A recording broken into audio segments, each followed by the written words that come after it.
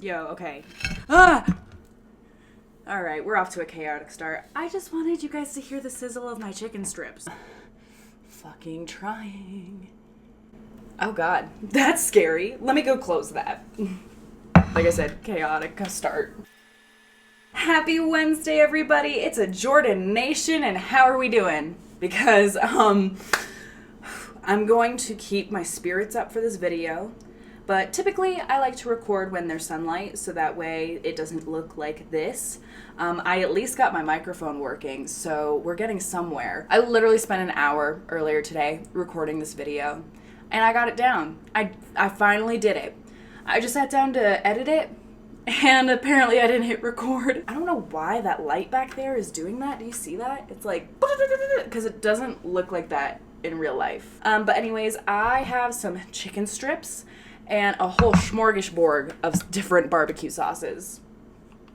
Don't ask me why. I don't know why I have these things in my fridge, but this is quite literally the only thing to eat, and I'm hungry, and I don't want the hunger to reflect in this video. You know, we're here to talk about all the things I wish I knew before getting into hairdressing. It's like a fun, informative video. So if you're like me and you're eating dinner, go ahead and grab your little snack, get a drink, get comfortable, because if you know me, you know I am fluent in Japanese. And so I do have some notes here to keep myself organized.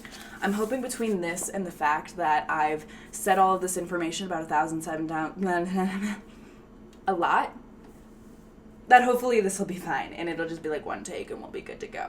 Okay, so before I get into that though, let's have a little chicken strip. The first sauce I'm going to try is the Kinder's Barbecue Hickory barbecue sauce, you know.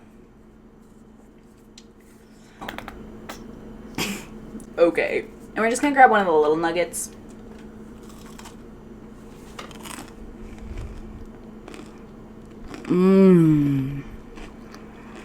I love chicken. There's ASMR for you. Whoa.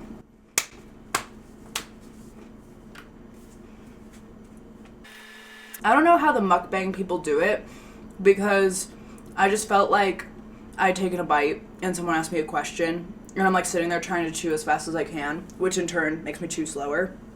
Sorry for the long intro.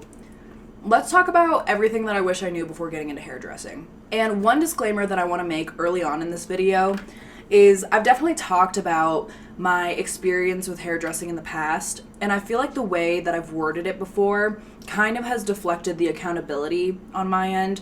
And so if any of the girls that I work with at the salon or have worked with in the past are watching this, I want you to know that when I'm describing all of like the issues that I had with hairdressing, it is not personal. No one asked me to do the things that I did. It was a product of my own making. I had created a dynamic, and I fueled a dynamic out of my own inability to see my worth. And so for any of the lovely women that I work with, you are the salt of the earth. I appreciate all of the opportunities and welcomingness that you guys have given me. It really means more than words can express. And I wanted to make sure that I kind of clarified that before going in and talking about all of this, just so that way you guys kind of know where I'm coming from. I think when you get into any industry, it's really important to ask yourself, why do I want to do this? What is my motivation? I think it's really important that you take the rose-colored lenses off and look at your motivation thoroughly, you know, from like an outside perspective almost, because sometimes your motivation is almost like getting together in a bad relationship. The same reasons you get into something are the exact things that get you out of it. And so I think by looking at your motivation, it kind of gives you the chance to see how much sustainability and consistency there is in this industry, because the nice thing about hairdressing is there's a lot of different ways to do it. Even if you don't think that you're going to want to work at a salon full time, I would still 100% agree with getting your license, because if the economy crashes, this is an industry that is almost untouchable, because people's hair will always grow. People will always want to be pampered. People always want the luxury of getting their hair done. And so, you know, your sustainability with it and your ability to like really maximize profits might kind of change with the way the economy changes. But if you kind of have hairdressing as like a backup plan or as something that you use for passive income, it can be a really, really nice cushion. In like a cushy cushion, you know? I guess what I'm trying to say is once you look at your why, if you realize, ooh, I don't know if I'm cut out for this, don't discourage yourself because you don't have to do the same 9 to 5, 5 days a week that a lot of hairstylists do. And if you ask me, I don't know if that's sustainable for a lot of people because it is hard. I don't think people talk about how hard it is often enough. And so for me, when I decided to go into hairdressing, there was a lot of different reasons why I wanted to do it. I mean, as early as I can remember, it's something that I always thought I would do as an adult. When I was a kid, I would make cardboard boxes into hair salons, and I got in big trouble with my grandma because I took her antique Elizabeth Taylor doll and I cut all of her hair off and gave her face tattoos. Yeah, world's best granddaughter right here.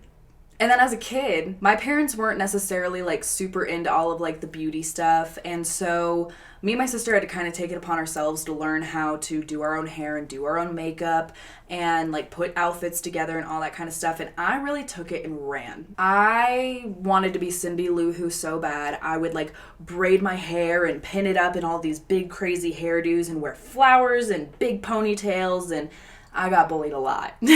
But self-expression is something that's always been really important to me. And so when I got into 8th grade and they had us take this quiz on what kind of careers we would naturally kind of be inclined to succeed at, all of mine were fashion, creative, hair related.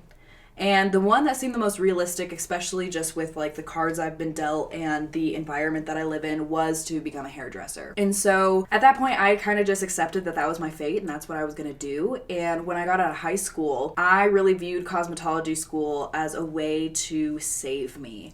Because I had been partying, I had been hanging out with people who were just as lost as I was, and we weren't helping each other at all. It was just like a big circle of enabling. And when I finally realized that and saw the path that we were all heading down, I knew I had to make a change. And so I kind of used going to school as a distraction from me kind of isolating myself and trying to regroup with different types of people. And it really helped for that. But I think when you view something as like asylum like that, you're not always gonna look at it with 100% reality, I suppose. And so I had kind of gone into hairdressing thinking that, you know, I wanted to make the world beautiful. I wanted to teach people about their individual head of hair and help them with the issues that they experienced with it and teach them so that way they could realize like just how perfect they are. Like, it sounds so corny to say, but I get really sad when I see how much people struggle just to be themselves. And so hairdressing, I think I kind of like put on a hero cape and was like, let's make the world positive and feel beautiful and healthy. And while that was really cute, that didn't really line up with reality, unfortunately. And I mean, another really cool thing about hairdressing is you make so many connections. You get to meet so many people that you would have never had the chance to meet otherwise. And a lot of the times people will go into the hairdressers sometimes needing to vent about stuff. And so you get to hear about these crazy experiences that people go through. And it just gives you so much perspective into the human experience. And so if you're like me and you kind of like psychology and the human condition, that was something exciting for me because I only had to go to school for 1.5 years. I got to vicariously be a therapist, which, Jordan, don't do that. You are not trained to handle that. Keep that in mind.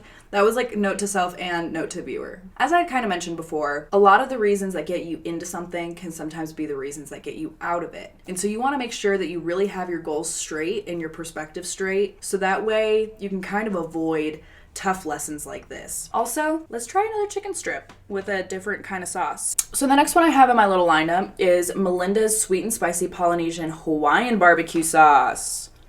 See, that glare is horrible. Okay. We're just gonna pretend like it's not. Okay, alright, okay, alright. We got another little nuggie. Let's see what Melinda's all about. Look at her, she's so saucy.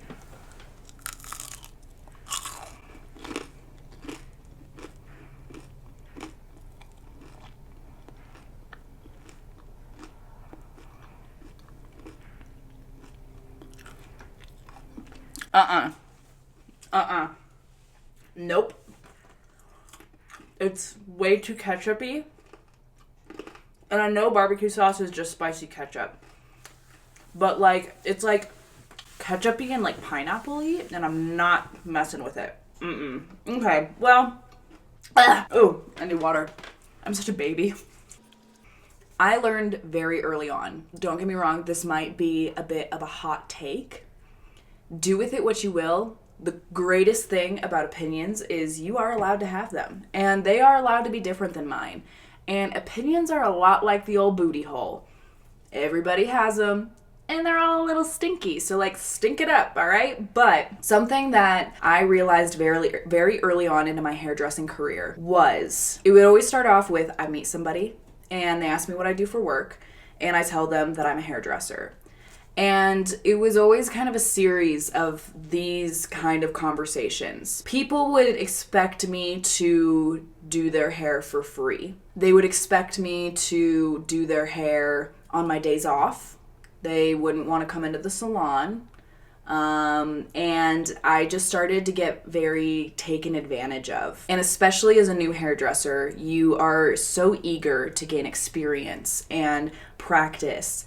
And sometimes, you know, your friends and family are going to take advantage of that a little bit. And so it can kind of cause you to resent people who are close to you if you're not good at setting boundaries, especially early on. Another thing that I noticed when I would tell people that I was a hairdresser is it kind of opened the floodgates for all of the hair trauma.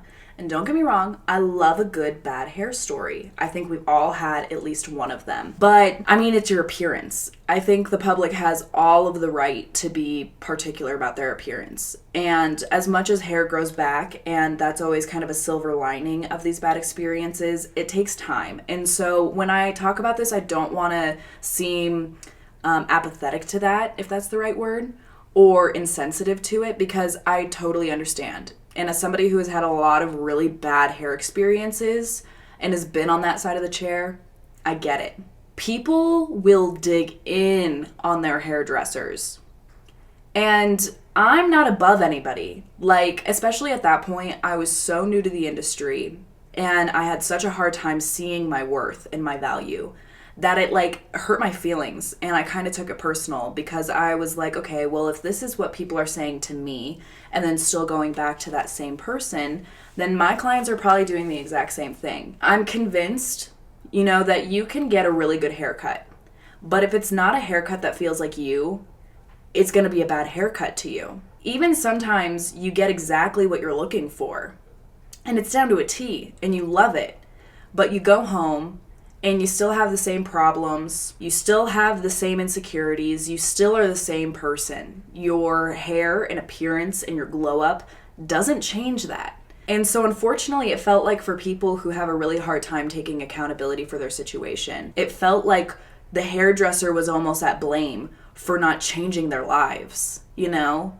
And that's a big burden to carry as a hairdresser. You know, I really put everything into my clients and into the work that I did. And so to hear conversations like that were just so negative and sometimes so out of touch was really hard for me. And it almost got to the point where I was okay with not building my clientele as much as I could have if it meant being able to have normal conversations with people where I didn't just turn into a hairdresser NPC. Because that's kind of what happened to me. Was I got so fixated on trying to keep up with the girls that I worked with and building my clientele and trying to prove my value to who I thought was everybody else, but it was really to myself. I had just expended all of my energy. Like I said, nobody asked me to do these things, but since I had started off as front desk and then transitioned to being the stylist, it was really hard for me to let go of the duties of front desk. Like, it was just so wired into me, and I'd been doing it for so long, and I like to be able to help and like fill in gaps, you know? I think that's part of working with a team of people is you help each other out. But I had spread myself too thin. I would go into the salon like an hour early to be able to rip foils for everybody and get all the stations set up and do the laundry.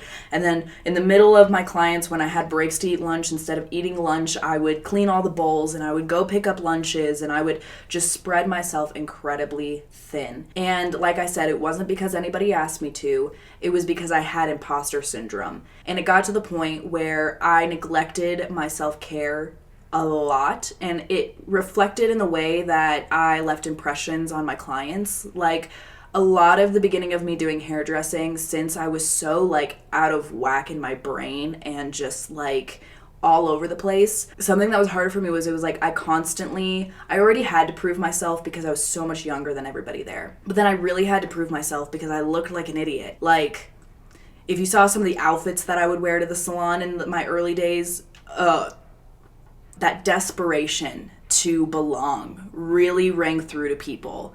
And they don't like desperate energy, you know? Especially if you are going to a professional and you're about to pay hundreds of dollars for a service. You don't want them to feel desperate because it's like, well, what do you have to prove? Like, what is going on there? And so I really became a hairdresser NPC. Like, I would wake up, get ready, go to the salon, go home, go to bed, rinse, repeat. And so of course I got burnt out. Duh. Like, what did I expect? That was a recipe for disaster. I sometimes have a hard time setting boundaries, and I get so fixated on once a dynamic is created that you can't break that dynamic. And so I think it really took me like getting up and running away to gain some perspective in order for me to be able to come back and not repeat the same behaviors that kind of put me in a bad position and the salon in a bad position. I mean, I left them high and dry. I left my clients high and dry. Like, that's why you really need to make sure that you go about your career correctly. And just be honest with yourself, because sometimes when you look at yourself, you realize things that are like not exciting. Like, I always thought that I was just really, really lazy, and I might be. But my energy levels, like my physical ability to be able to like stand on my feet for 10 hours is just not there, you know? And that's something that I have to kind of deal with in my personal life. And so if you're the type of person who, you know, maybe struggles with mental issues or has physical disabilities or, you know, things that kind of get in your way, acknowledge those things, be honest about those things, not only with yourself, but with your future employer, and just accept it and learn to work with it. Because honestly, if I would have just gone to my coworkers and been like, listen, I have imposter syndrome. I have no idea how I was able to get these opportunities that I've gotten. And I keep getting so far ahead of myself and spreading myself so thin to prove myself to you guys, and it's just burning me out. And I know that this is a me problem, but like, would it be okay if I like take a few days off? You know, if I just step back a little bit. If I would have just vocalized and been vulnerable and honest about my experience, they would have worked with me. I wouldn't have had to quit. You know, I just got really dramatic and really in my own head. And so when you're going to find a salon, find a really good group of girls or men or, you know, just a group of people who are going to have empathy and understanding with your situation. Because I'm convinced that when there's a will, there's a way. And I think that that's why a lot of people end up opening up their own salons and that kind of thing, is so that way you can kind of take advantage of all the flexibility that this industry has to offer. It's time for a chicken strip. This one I've actually eaten a decent amount of, and it's funny because I don't think I like it. It's this Japanese barbecue sauce, and it's the yuzu citrus one. And I eat this a lot with these like fried pickles that I have. And it's like every time I eat it with that, I just keep getting bites because I'm like, was that good? Do I like that? I think I might just be a classic barbecue sauce kind of girly. It almost tastes like barbecue sauce and soy sauce had a baby. And I'm not gonna lie, I love knowing that like I'm okay with this flavor, because that last one really brought the vibes down.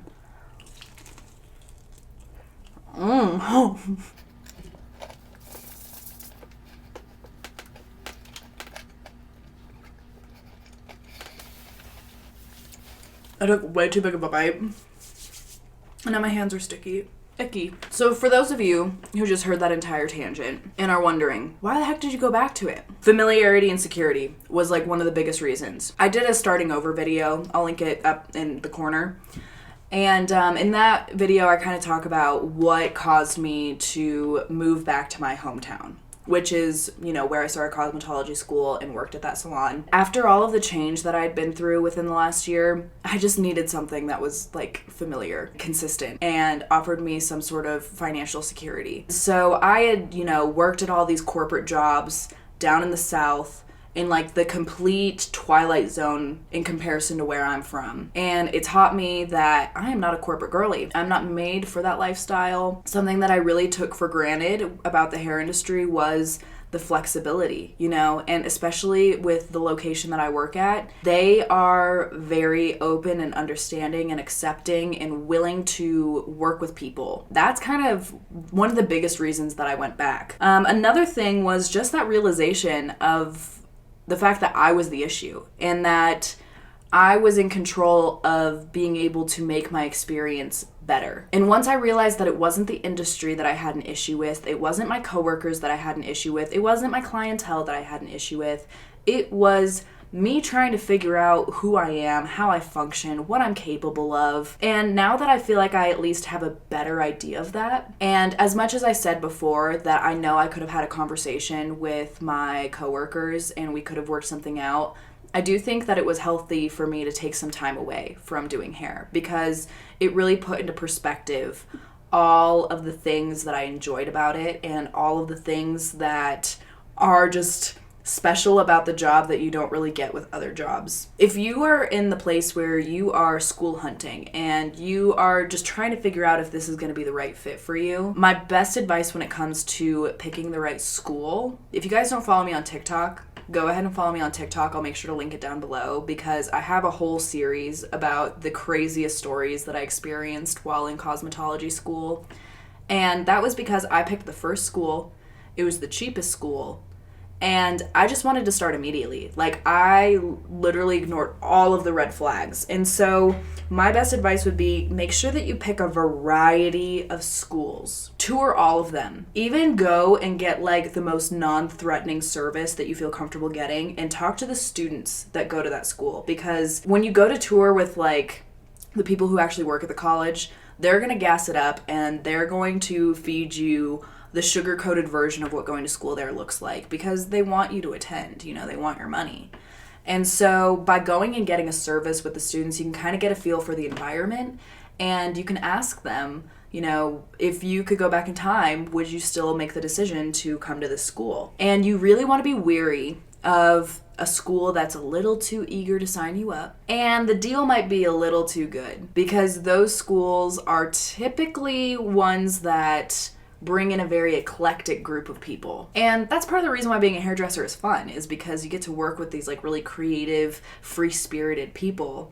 But I know a stereotype that I kind of had to deal with when I first started doing hair, which I think is getting eliminated, which is amazing. But I literally had a woman tell me, she was like, oh, my granddaughter wants to become a hairdresser, and I keep trying to tell her that it's only for single moms and ex-convicts. As I'm literally doing her hair. Like, how rude is that?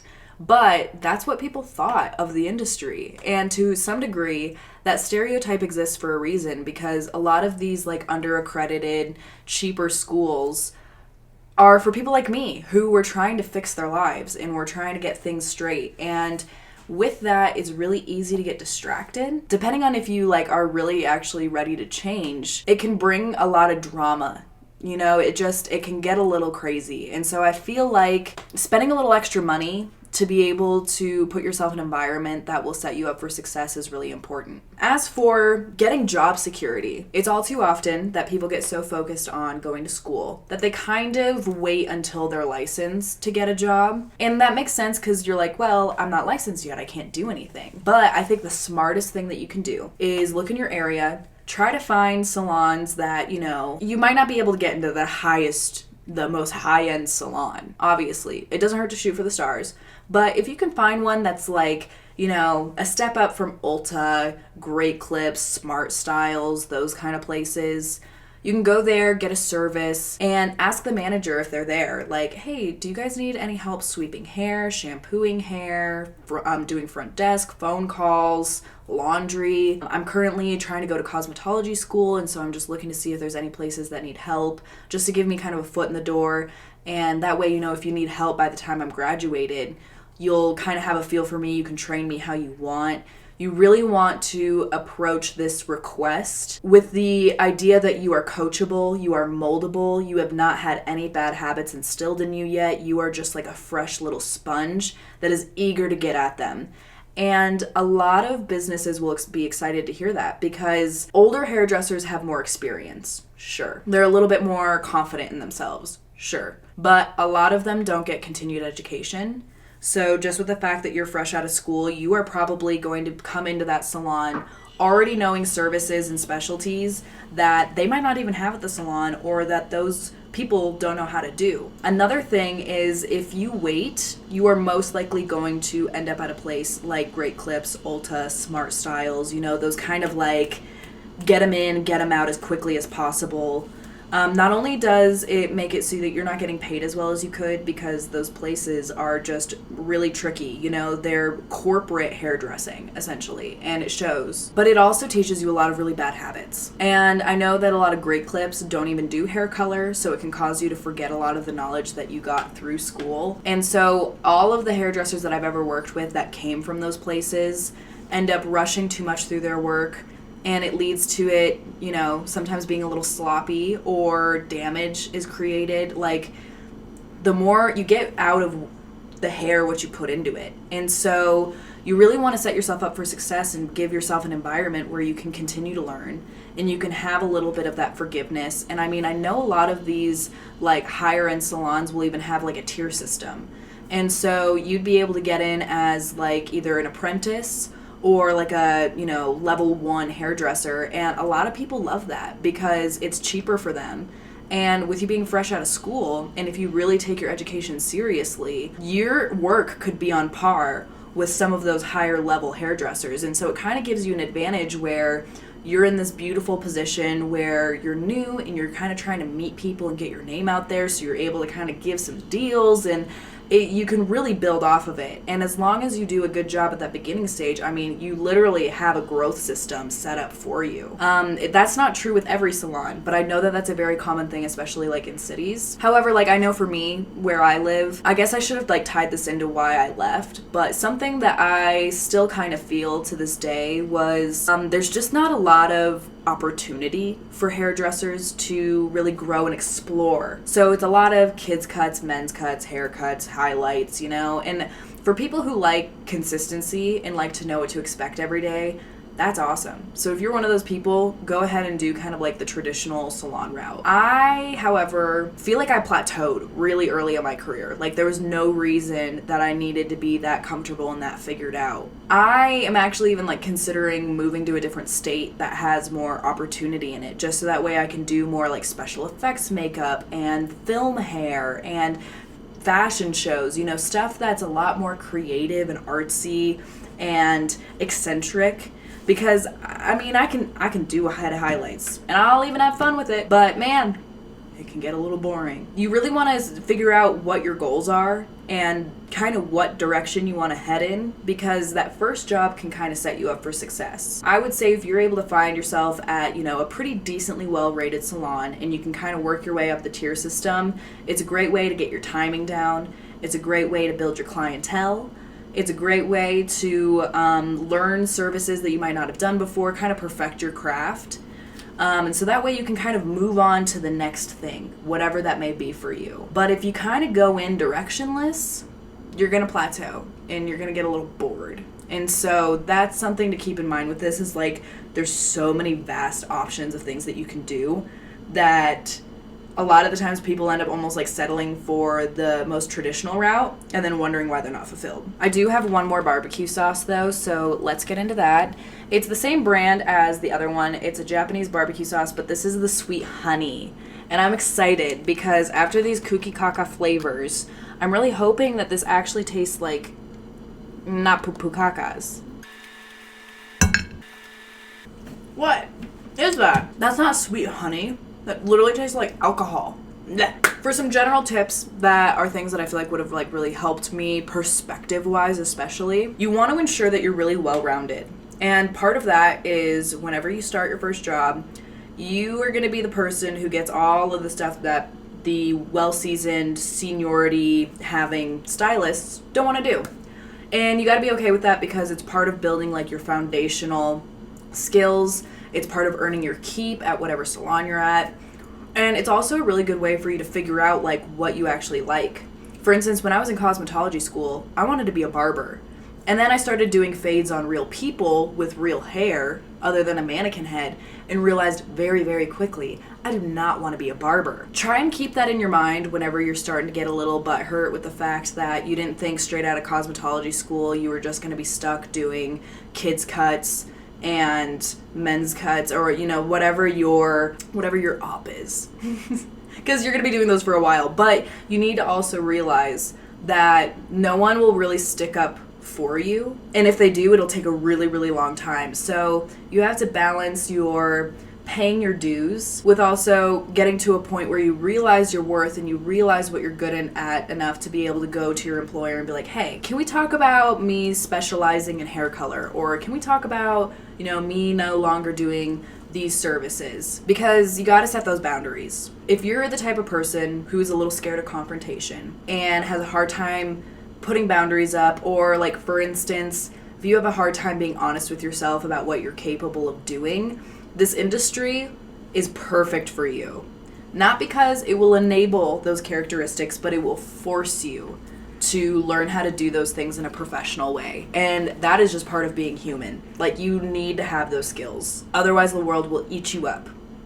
And I think learning it in a hairdressing chair is not a bad place to learn it, because a lot of people learn it through like abusive relationships and really horrible things that happen to them. So that is something that I will always be forever grateful for, is if it wasn't for me being a hairdresser and having all of the experiences that I've had from doing really good hair to really bad hair, I wouldn't know how powerful it feels to be like, actually, I don't do that. I'm not the right stylist for you. Because people are going to respect you so much more if you don't waste their money and time. The risk you have to take with that is like that person walking out of the salon is your billboard. They're your advertisement. And as I talked about at the very beginning of this video, everybody is going to kind of talk crap about their experience. Like, it has to be a really good experience for them to not find something wrong with it. And so I would much rather have to kind of swallow my pride and say, no, I actually don't do that. You're not going to like whatever I put on your head if I were to do that, than to spend hours with somebody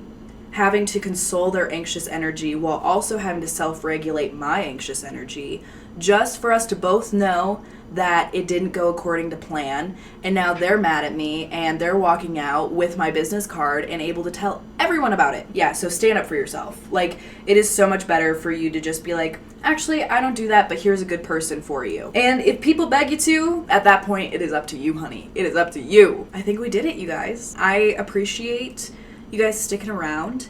If you have any more questions or want any more hair-related content, let me know down in the comments down below. Wow, redundant.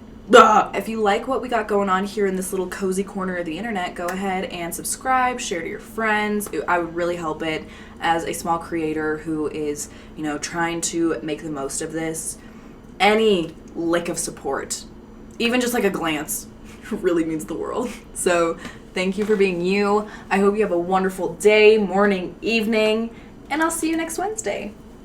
Toodaloo!